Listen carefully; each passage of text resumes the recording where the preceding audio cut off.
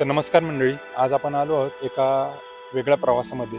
12 ज्योतिर्लिंगांपैकी 2 उज्जैनचा महाकालेश्वर आणि ओंकारेश्वर हे एकाच शहरामध्ये एकाच प्रवासात दर्शन घेण्याचा अनुभव फार कमी लोकांना मिळतो. असं म्हणतात की उज्जैनमध्ये महाकालेश्वरची भस्म आरती बघण्यासाठी लोक देशविदेशातून दूरवरून येतात. आणि ओंकारेश्वर नर्मदा माईच्या काठावर बसलेलं शांत असं मंदिर आहे.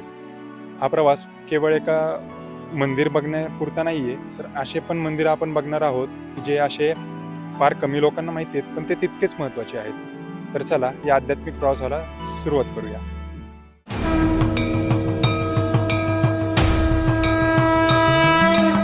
उज्जैनमध्ये आल्यावर सर्वात प्रथम आम्ही येऊन पोहोचलो कालभैरवाच्या मंदिरामध्ये. भगवान शिवांचं उग्र आणि रक्षक स्वरूप मानल्या जाणाऱ्या कालभैरवाला उज्जैन नगरीचा कोतवाल असेही म्हटले जाते. महाकालेश्वरच्या दर्शना इतकेच येथे येणाऱ्या भाविकांसाठी कालभैरवाचे दर्शन महत्त्वाचे मानले जाते. मंदिर परिसरात पोहोचताच भाविकांची मोठी गर्दी पाहायला मिळाली. दर्शनासाठी लागणारी पूजा सामग्री घेऊन आम्ही मंदिराच्या दिशेने पुढे निघालो.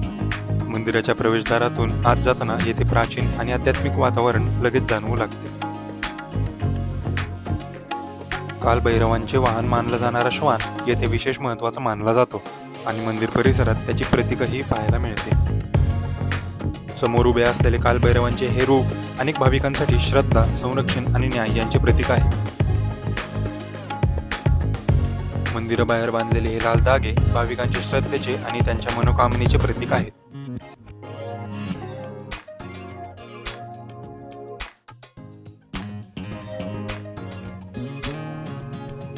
कालभैरवाच्या दर्शनानंतर आम्ही उज्जैनमधील पुढच्या महत्त्वाच्या स्थानाकडे प्रस्थान केले.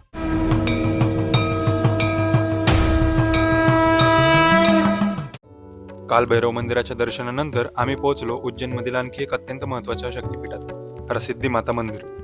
मंदिर परिसरात प्रवेश करताच भक्तांची गर्दी, घंटानाद आणि आरतीचे वातावरण संपूर्ण परिसर भक्तिमय करून टाकत होते. योगायोगाने आम्ही पोहोचलो तेव्हा आरती सुरू होती. शेकडो भाविक एकाच भक्तिभावाने मातेला प्रार्थना करत होते आणि त्या क्षणातील ऊर्जा प्रत्यक्ष अनुभवण्यासारखी होती. उज्जैनमधील हे मंदिर देवी शक्तीचे एक महत्त्वाचे केंद्र मानले जाते.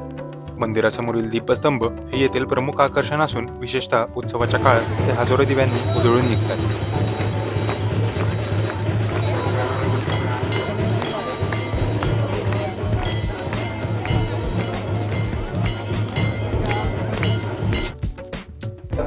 तर मंडळी, या ठिकाणी आम्ही हरसिद्धी मातेच्या मंदिरामध्ये आलेलो आहे. हे मंदिर महाकालेश्वरच्या मंदिराच्याच परिसरामध्ये आहे आणि असं म्हणतात की हे पार्वती मातेचंच मंदिर आहे. आणि इथं आता आरती झाली आणि इथं गर्दी तुम्ही बघू शकता, किती छान वाटते. हे मंदिर खूप भारी आहे, हे खूप छान आहे. दाखवतो तुम्हाला पुढे मी. आणि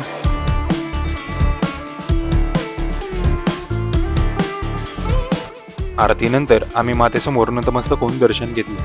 अनेक श्रद्धाळूंच्या मते हरसिद्धी माता मंदिर हे भारतातील 51 शक्तिपीठांपैकी एक मानले जाते आणि त्यामुळे या स्थानाला विशेष धार्मिक महत्त्व प्राप्त झाले आहे.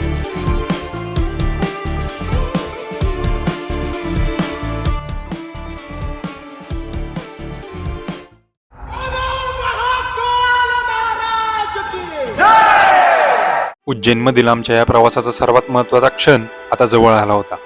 समोर दिसत होते 12 ज्योतिर्लिंगापैकी एक श्री महाकालेश्वर ज्योतिर्लिंग. असं म्हणतात की महाकाल हा केवळ शिवाचा एक अवतार नाही, तर काळावरही अधिराज्य गाजवणारे स्वरूप आहे. म्हणूनच लाखो भाविक आयुष्यात एकदा तरी महाकालच्या दर्शनासाठी इच्छा बाळगतात.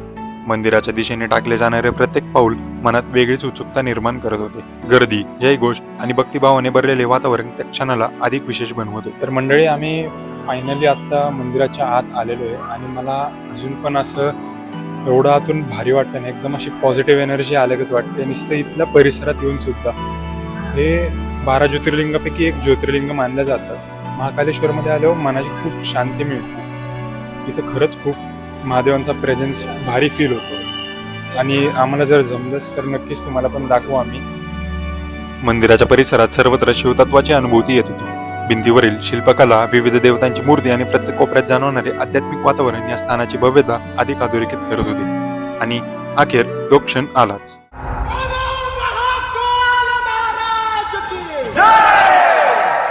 पार्वती पतये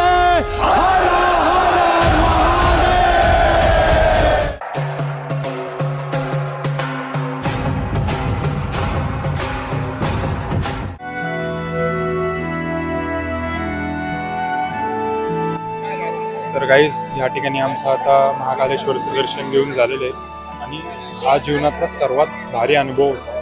कधीतरी जीवनात एकदा तुम्ही पण एकदा उज्जैनला या, महाकालेश्वरचं दर्शन घ्या. खूप छान वाटेल तुम्हाला सुद्धा. शब्दात सांगणं खरंच खूप कठीण आहे. आणि हा कलश पण तुम्ही बघू शकता किती छान दिसतोय. हा असं भारी वाटतं. इथं लाखो लोकांची गर्दी आहे पण भक्ती मात्र सर्वांची महादेवांप्रती सारखीच आहे. खूप भारी वाटतं.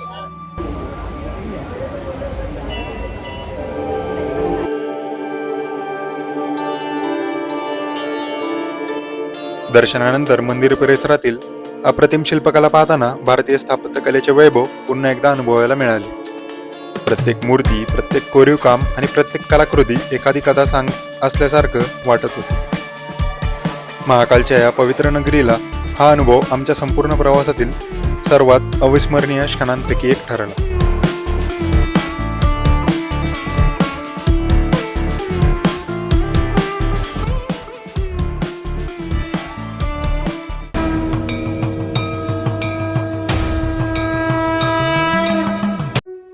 ओंकारेश्वर मंदिराकडे जाणाऱ्या रस्त्यावर प्रचंड वाहतूक कोंडी आणि गर्दी होती. त्यामुळे पुढचा प्रवास आम्हाला रिक्षाने करावा लागला. पुढे जात असताना निसर्गाचे सुंदर रूप आणि परिसरातील हिरवळ पाहायला मिळत होती.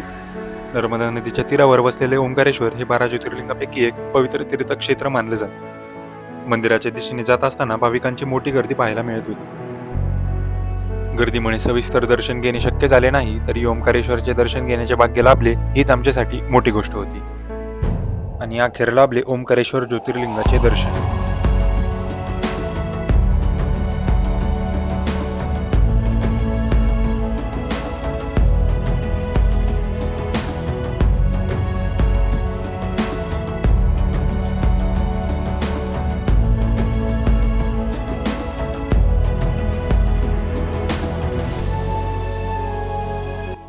नर्मदेच्या प्रवाहासोबत दिसणारे मंदिराचे हे दृश्य खरोखरच मन मोहून टाकणारे होते.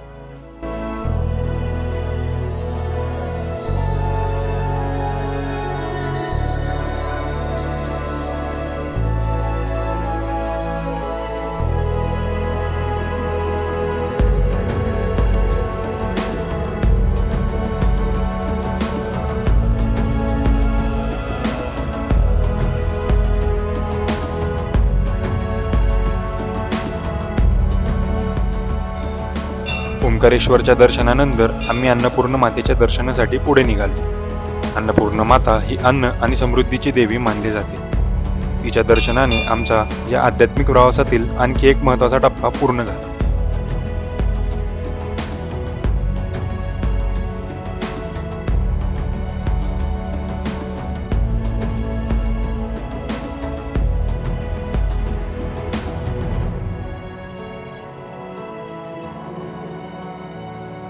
महाकालेश्वर आणि ओंकारेश्वर या दोन्ही ज्योतिर्लिंगाच्या दर्शनाने आमचा हा आध्यात्मिक प्रवास पूर्णत्वास गेला. पण मध्य प्रदेशातील आमचा प्रवास अजून संपलेला नव्हता. कारण उज्जैनमध्ये आमची भेट होणार होती अशा एका मंदिराशी, ज्या मागे दडलेली आहे शेकडो वर्षांपासून सांगितली जाणारी एक रहस्यमयी आख्यायिका, राजा विक्रमादित्य आणि शनिदेवांची कथा. नेमकी काय आहे ही कथा आणि आजही या मंदिराशी तिचा संबंध का जोडला जातो, जाणून घेऊया एका नव्या प्रवासात.